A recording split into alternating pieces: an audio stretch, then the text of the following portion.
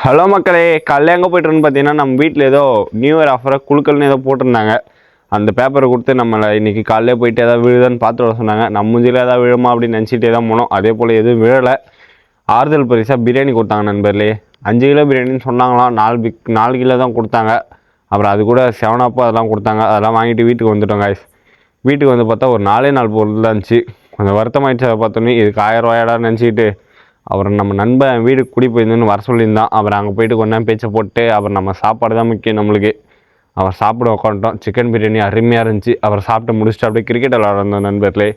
நம்ம அண்ணனுங்களாம் இப்போ தான் ஊருக்கு வந்திருக்காங்க லீவுக்கு. எல்லாம் நாளைக்கு அப்படின்னா இன்றைக்கே ஊருக்கு போயிடுவாங்க. கொஞ்சம் வருத்தமாக இருக்குது. நினச்சா விளாட முடியாது இதுக்கப்புறம். அப்புறம் வீட்டுக்கு வந்து ஃப்ரீ ஃபயரில் இன்றைக்கி ரேங்க் குறைச்சிருக்காங்க நண்பர்களே. அதுக்கோசரம் ரேங்க் புஷ் பண்ணலான்ட்டு கூப்பிட்டா ஒருத்தர் மெசேஜ் பண்ணிட்டுருக்காரு. இன்னொருத்தர் ரூம் மேட்ச் விளாட்ருக்காரு. கொஞ்சம் வருத்தமாகிடுச்சு நண்பர்களே. அவள் தான் இன்றைக்கி நாள் முடிஞ்சு. நாளைக்கு இன்னொரு லாகில் பார்க்கலாம் காய்ஸ். டாட்டா.